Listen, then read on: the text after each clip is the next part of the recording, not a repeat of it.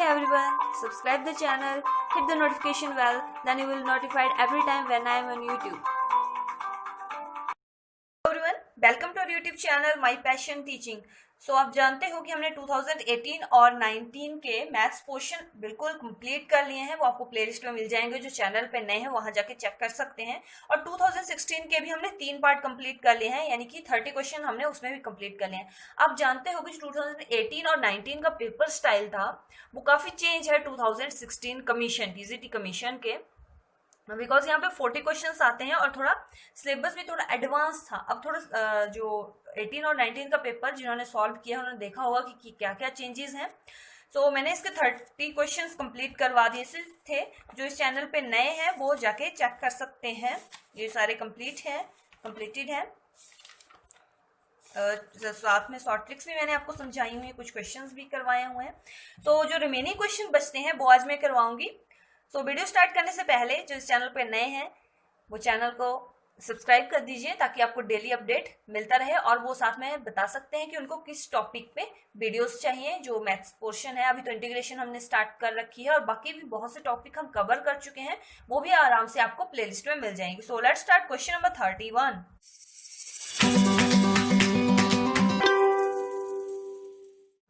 That is the equation x raised to power 9 plus 2x raised to power 5 plus 3x raised to power 2 plus 2 is equal to 0 has how many roots? Real root कितने होंगे? Basically question थोड़ा visual नहीं था तो मैंने approximately, आपको इस type के क्वेश्चन आएंगे तो आप आसानी से कर सकते हो। यहाँ से एक डिस्क्रीट रूल होता है, आपने इसमें पढ़ा भी होगा, कईयों ने नहीं पढ़ा है तो मैं बता देती हूँ। हम चेक करते हैं जो कितनी टाइम साइन, इसमें ये बताता है कि जितने टाइम साइन चेंज होगा उससे कम ही उसके रियल रूट आएंगे, या तो उसके बराबर होंगे या कम आएंगे। ये है बेसिकल रूट। अब यहाँ पे देखो प्लस है प्लस है प्लस है, इसमें कोई साइन चेंज नहीं हुआ, तो इसका मतलब ये है कि इस इक्वेशन में पॉजिटिव रियल रूट कोई भी नहीं होगा। पॉजिटिव ऐसा नहीं है कि रियल रूट नहीं होगा, पर पॉजिटिव कोई नहीं होगा क्योंकि चेंज नहीं हो रहे। अब हम चेक करते हैं, मान लो इसको f माइनस एक्स, इसको एफ एक्स मान लो। अब f माइनस एक्स पे मैं इसको चेक करती हूँ, तो माइनस जब आप पुट करो तो ये तो माइनस में ही आएगा, ये भी माइनस में ही आएगा, माइनस 2x5। इसको जब करोगे आप माइनस एक्स पावर स्क्वायर करोगे तो वो प्लस में आएगा, ठीक है, और plus 2 which is equal to 0। अब देखो साइन कितनी बार चेंज हुआ, माइनस था माइनस ही रहा, माइनस से यहाँ आपका साइन चेंज हो गया, यानी कि अब देखो, अब आप एक बार सोचना कि आगे प्लस है तो ये भी साइन चेंज है, लेकिन जो प्लस है उसका प्लस ही रहा ना, कोई चेंज नहीं। अगर यहाँ माइनस होता तब मैं बोलती कि सेकेंड टाइम फिर से चेंज हो गया, यानी कि एक टाइम चेंज हुआ तो इसका एटलीस्ट इसका 1 रियल रूट आएगा। लेकिन जो एग्जैक्ट इक्वेशन होगी, ये आपकी एग्जैक्ट इक्वेशन थी, ये नहीं पूछा था हमसे, तो इसका मतलब ये होगा कि इसका जो नेगेटिव रियल रूट आएगा ना कि पॉजिटिव आएगा, ठीक है। सो यहाँ पे चेंज हुआ, जो जस्ट हमने वही देखना है जितना साइन चेंज होता है। क्लियर? होप आपको समझ आ गया। और इस टाइप में ही एक ये क्वेश्चन भी है, ये आप मेरे को कमेंट करके बताना कि आपने ये किया या नहीं किया। आप समझ गए होंगे ये, तो इसका आंसर भी आपको पता ही है, 1 ही आएगा, लेकिन आप करोगे तो आपको और भी ईजी आ जाएगा। So next is the value of principal argument of minus axis. अब देखो, जब मैंने ये वाला क्वेश्चन कराया था, 27th क्वेश्चन करवाया है मैंने आपको लास्ट वीडियो में, इसमें भी हमने प्रिंसिपल वैल्यू ही निकाली है, लेकिन 1 प्लस आयोटा की निकाली। तो वहां होता था इमेजिनरी रियल है ना दोनों। बेसिकली हमारा प्रिंसिपल आर्गुमेंट यही होता है, जो tan आपका जो थीटा होता है आपका, वो tan inverse y by x के बराबर लिखते हैं ना, ये थीटा, यही वैल्यू हम निकालनी होती है y। तो यहाँ पे देखो y जो है वो आपका है नहीं, 0 है ना। सो वैल्यू क्या आई आपकी 0, और नीचे आपका -1, 1 ही है फिलहाल। हम 1, आप सोचो 1 ही मॉड के अंदर है तो 0/1 ही लिखो। अब हमने क्या चेक करना है, यानी कि ये वैल्यू कहाँ आती है, tan 0 पे आती है, tan की वैल्यू 0 पे आती है, पाई पे आती है, माइनस पाई पे आती है, यानी कि जितने भी वैल्यूज आती हैं आपकी पाई जो tan होता है आपको पता है -पाई टू पाई होता है, इसकी वैल्यूज जो आती हैं 0 इसी रेंज में आती हैं। जो आपकी रेंज है -पाई हो गई, 0 हो गई, इस रेंज में आपकी वैल्यूज tan की 0 होती है। अब हम ये कैसे पता लगाएंगे कि इसका प्रिंसिपल आर्गुमेंट क्या होता है? तो बेसिकली हमारा प्रिंसिपल आर्गुमेंट हम कैसे फाइंड आउट करते हैं, जो हमारा क्वाड्रेंट आपको बनाई जाती है, फर्स्ट सेकेंड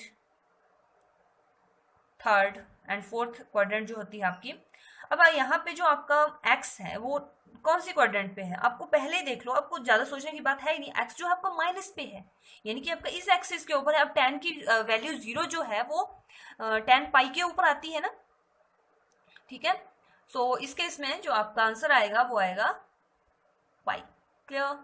नहीं समझ आया होगा तो आप, मैंने लास्ट वीडियो में भी करवाया हुआ है क्वेश्चन, वहां पे मैंने आपको क्लियर बोला था कि इसकी वैल्यू -पाई टू पाई के बीच में हम चेक करते हैं तो इसकी वैल्यू इसके रेंज के बीच में ही है और साथ में सेकंड क्वाड्रेंट में आ रही है तो 0 तो हम लेंगे नहीं, तो यानी कि पाई इसकी वैल्यू आएगी। क्लियर?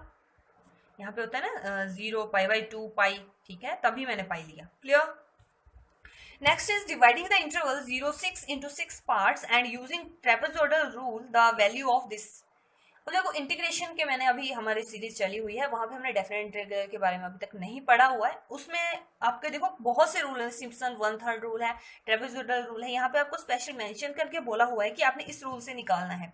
बेसिकली इस रूल में होता क्या है, जो आपका इंटीग्रेशन होता है उसको वो जैसे हमने जो मैंने आपको इंटीग्रेशन की बेसिक डिटेल समझाई थी, तो हम इसको स्मॉल पार्ट्स में डिवाइड करते हैं, रेक्टेंगल बनाते हैं उनकी, ठीक है। तो इसके अंदर रेक्टेंगल की बजाय हम ट्रेपेजोइडल पार्ट्स में डिवाइड करते हैं उसको, ठीक है। तो यहाँ पे भी दे रखा है कि इसको आपको 6 पार्ट्स में डिवाइड करना है। So this is your formula to find the trapezoidal from trapezoidal rule to find the value of this integration. So this is basically del x जो है वो आपका है b minus a divided by n. अब b क्या है, b है ये 6a to b f x d x, simple भाषा में समझो आप ऐसे, a to b f x d x, ये रूल है आपका बेसिकली। सो b माइनस ए यानी कि 6 माइनस 0 डिवाइड बाई n।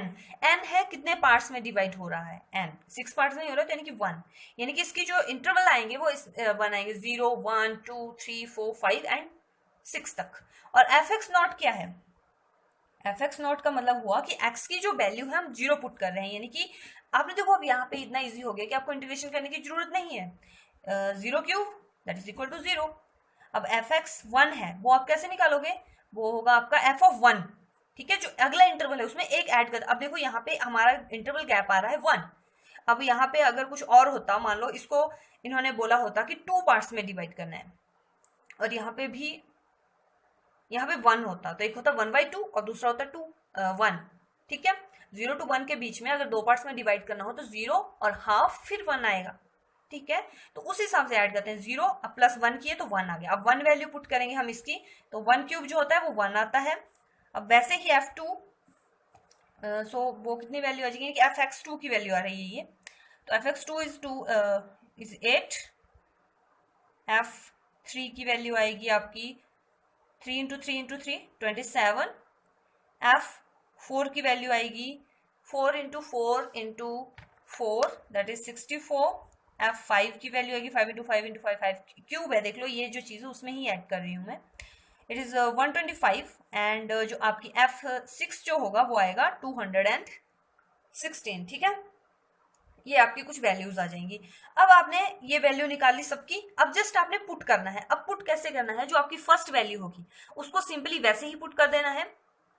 मतलब जैसे अब यहाँ पे fx0 आपका 0 है, ठीक है, बाहर हमारा कितना है 1/1 ही है ना डेल एक्स की वैल्यू।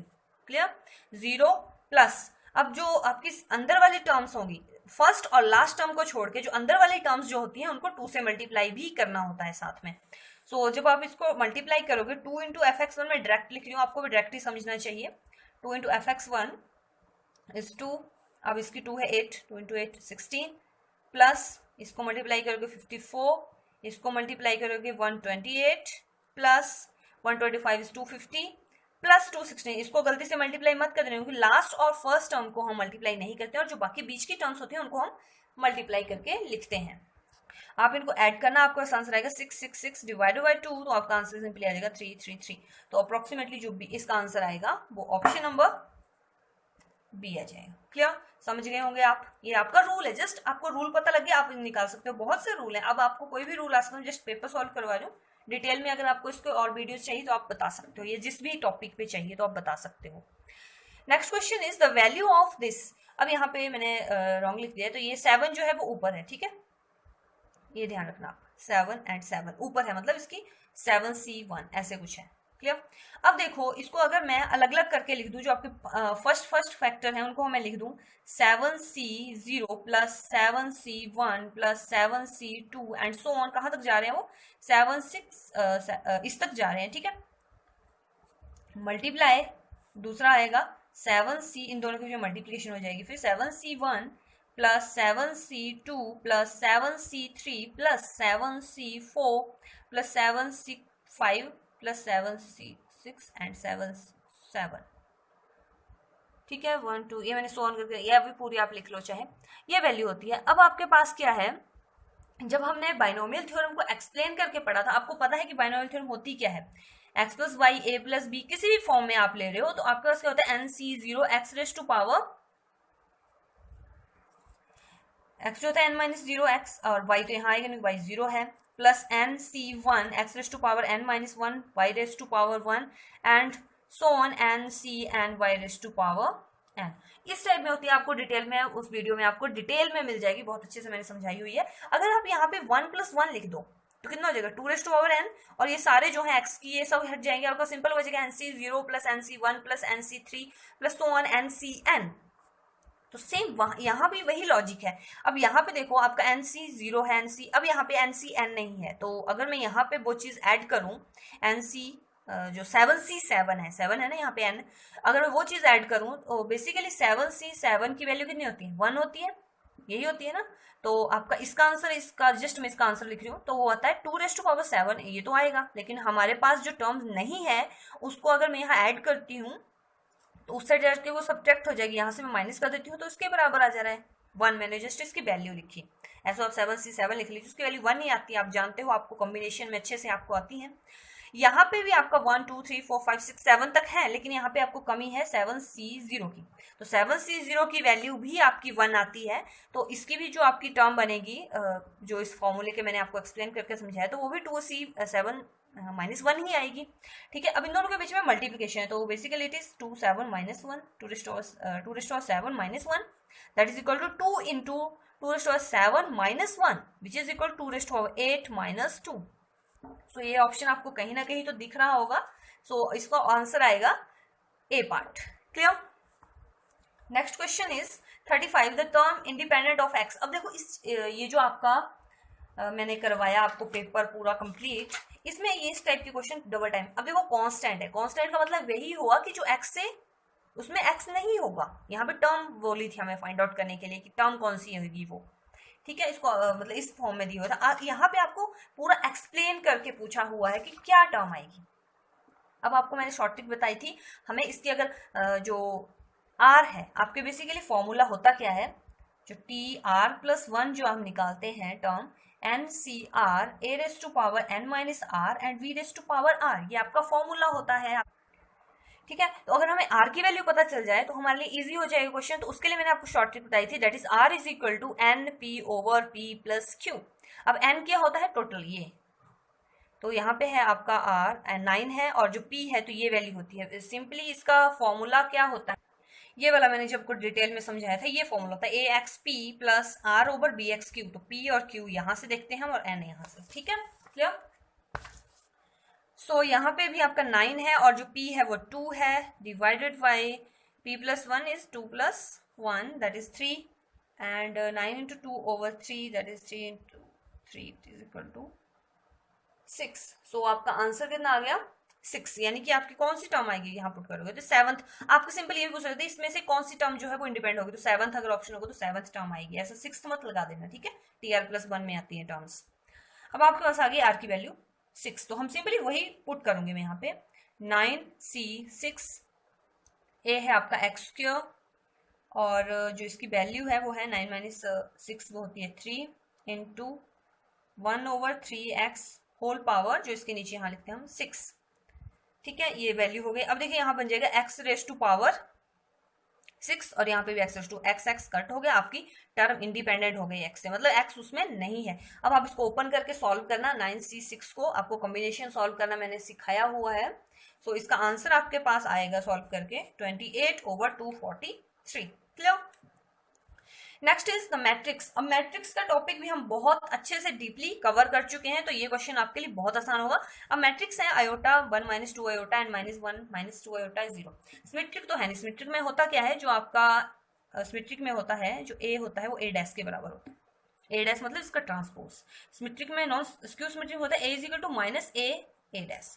हर्मिशियन में होता है A is equal to A dash conjugate इसका, और इसमें होता है a is equal to minus A dash conjugate. अब हम चेक करते हैं इनके, देखो ट्रांसपोज तो सब में हम ट्रांसपोज लगाते हैं इसका, तो यानी कि आपके पास आ जाएगा आयोटा 1 माइनस 2 आयोटा एंड यहाँ पे -1 -2 आयोटा और यहाँ पे 0। ठीक है, ये चीज हो गई। अब देखो किसी में आया सेम इक्वेशन बनी, नहीं आई। इसमें अगर आप माइनस कॉमन ले लोगे तब भी यहाँ माइनस आ जाएगा, तो स्क्वायर सिमेट्रिक भी कैंसिल हो गया। अब हर्मिशियन में अब हम इसमें, अब ये दोनों कैंसिल हो गए, अब इन दोनों में कॉमन क्या है, कॉन्जुगेट। अब इसमें हम कॉन्जुगेट लगा के देखते हैं, ये लो तो बनेगा। अब इसका लगेगा तो आयोटा जो है कॉन्जुगेट जब हम लगाते हैं तो माइनस में चेंज हो जाती है आयोटा की वैल्यू, तो -1 + 2 आयोटा, नीचे आ गया 1 + 2 आयोटा इंटू 0। अब देखो जो आपका इसके बराबर तो आया नहीं है, नहीं आया ना। अब इसमें से माइनस, अब ये भी कैंसिल हो गया, तो आपका सिंपली आपको बस बच गया कि स्क्यू हर्मिशियन है। फिर भी मैं आपको बता देती हूँ क्यों है। अगर मैं इसमें से माइनस कॉमन ले लूँ तो आपके पास अंदर बचेगा आयोटा 1 - 2 आयोटा -1 - 2 आयोटा 0, ये आया ना इसके बराबर सेम। ठीक है, तो आपका आंसर हो गया skew Hermitian. 37th question is, अब यहाँ पे डिटर्मिनेंट दिया हुआ है और आपसे पूछा हुआ है कि इसको सॉल्व करना है, आपने सिंपली और कुछ नहीं करना है। अब देखो थोड़ा कॉम्प्लिकेटेड भी हो, देखने में थोड़ा कॉम्प्लिकेटेड, लेकिन आप ध्यान से देखो तो यहाँ पे है BC CA AB। अगर मैं इनमें ABC सब में लगा दूं तो यहाँ पे A की कमी है, यहाँ पे B की कमी है और यहाँ पे C की कमी है। अगर मैं इस फर्स्ट रो को मल्टीप्लाई कर दूं किससे, A से, तो आपके यहाँ क्या बनेगा 1A ABC। इस second row multiply by B, यहाँ आ जाएगा 1B ABC। C से यहाँ करोगे तो यहाँ पे आ जाएगा 1C ABC। अब आप जानते हो डिटर्मिनेंट के रूल क्या होते हैं कि अगर कोई भी एक रो या कॉलम आइडेंटिकल हो जाए यानी कि सेम हो जाए तो उनका जो डिटर्मिनेंट आता है वो 0 आता है, तो इसका आंसर 0 है। आपने ये ट्राई करनी है, अगर आपका जो इजी बन जाए या फिर अगर ऐसे ना बनता हो तो आपने और ट्राई ये करनी है कि जो आपकी रोज कॉलम्स हैं उनमें से कोई 0 0 बन जाए। ट्राई ये करो, फिर जितनी आपकी जीरोज आएंगी उतना आपको आसानी होगी डिटर्मिनेंट फाइंड आउट करने के लिए। और एक चीज आप ये भी चेक कर सकते हो पहले कि आपका कहीं आइडेंटिकल बन जाए, ये जो हमारे मैट्रिक्सेस है रूल हैं उनके अकॉर्डिंग बन जाए तो हमारा आंसर इजीली आ जाएगा। ठीक है, अब सिस्टम ऑफ इक्वेशंस आपके पास दी हुई हैं और आपसे पूछा है इनके रूल, जो इनके सॉल्यूशन कितने आएंगे। ये वाला टॉपिक आप 10th आई थिंक 9th में भी होगा, ये 9th 10th में आप पढ़ते आ रहे हो। तो हम क्या चेक करते हैं, जो आपकी फर्स्ट यहाँ पे है और जो नीचे है उनका A1 A2 A1 B1 C1 A2 B2 C2। ठीक है, इनके रेशियोज चेक करते हैं हम। ये रेशियोज अगर ये तीनों बराबर आ जाएं तो इन्फिनिटली मैनी सॉल्यूशंस होंगे।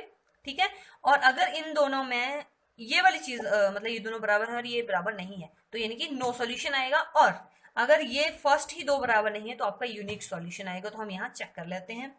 सो 3/9 is equal to 2/6 is equal to -7 -21। अब माइनस क्यों लिया, क्योंकि जब आप फॉर्मूला लिखते हो तो A1 x प्लस A2 नहीं B1 y plus C1 z होता है, इस साइड होता है। ठीक है, C1 नहीं होता है, z नहीं होता, जो कांस्टेंट टर्म होती है ये। ठीक है, सो ये इस साइड ही होता है, तो यहाँ पे इस साइड था तो हम इस लेफ्ट साइड तो माइनस आ जाएगा। ठीक है, ये कट हो गया, आपके पास यहाँ बच गया 1/3, यहाँ पे भी 1/3 और यहाँ पे भी 1/3, तो तीनों बराबर आ रहे हैं। तो इसका आंसर कौन सा आ गया, infinitely many solutions. Clear. Now question number 39 is the point 3 2 is reflected in the y axis and then moved. अब पहले तो हम जो आपकी x एक्सिस और y एक्सिस ड्रॉ कर लेते हैं। ये आपकी x होगी, y होगी। अब आपके पास पॉइंट दिया हुआ 3 2 1 2 3 1 2 3 यहाँ हो गया, 3 और 2, ये तो ग्राफ ड्रॉ करना आता ही है आपको, 3, 2। अब बोला है कि रिफ्लेक्ट हो रहा है, reflect in the y axis. अब रिफ्लेक्शन मतलब इसका अपोजिट, यहाँ पे अगर कोई चीज है, यहाँ पे अगर मिरर है तो इसका रिफ्लेक्शन इस साइड ही आएगा। दैट मीन्स 1 2 3, यानी कि माइनस की साइड चला जाएगा और जो आपकी हाइट है वो तो सेम ही रहेगी, यानी कि ये बन जाएगा -3 2। ठीक है, ये पॉइंट आ गया। अब आपको बोला है कि ये जो पॉइंट है उसको 5 यूनिट्स नेगेटिव साइड की ओर y डायरेक्शन में मूव किया। ठीक है, तो नेगेटिव वाई डायरेक्शन कहाँ है, यहाँ है, तो कितना मूव किया 5 यूनिट्स। तो यहाँ पे 1 2 3 -1 -2 -3, तो ये आ जाएगा यहाँ पे 2 पॉइंट तक है, तो 1 2 3 4 5, यानी कि यहाँ पहुंचेगा ये 3 के ऊपर, -3 तो इसका कोऑर्डिनेट्स क्या आएंगे, -3 एक्स एक्सिस के ऊपर है और जो वाई एक्सिस है उसके ऊपर भी -3 है। समझ आया आपको कि यहाँ पे पॉइंट कैसे आया ये, बिकॉज यहाँ पे जो हाइट थी बाइक की वो 2 थी ऊपर को, अब हमें बोला कि 5 नीचे। अब ये मत सोचना कि आपने एक्स एक्सिस से नीचे क्यों आना, आपको उसी पॉइंट को लाना है नीचे। तो 2 तो पहले ही हाइट थी उसकी, तो 2 यहाँ माइनस हो गई और 1 2 3 नीचे को आ गया, तो आपका आंसर आ गया -3 एंड -3। ठीक है, बहुत इजी क्वेश्चन था ये में से। सो लास्ट क्वेश्चन है 2016 पेपर का। डिटर्मिनेंट आपके पास दे रखा है और आपको बोला है कि एक्स और वाई दोनों जीरो नहीं है, तो आपने चेक करना है कि वो डिविजिबल होते हैं। क्या क्या ऑप्शन आपको दिख रहे होंगे, ठीक है। अब बेसिकली या तो आप इनका डिटर्मिनेंट निकाल लीजिए या फिर कुछ शॉर्ट ट्रिक लगा लीजिए, या फिर आप सिंपली क्या कीजिए, जो अगर हम इनको माइनस यहाँ पे माइनस कर दें, जो आपका कॉलम है,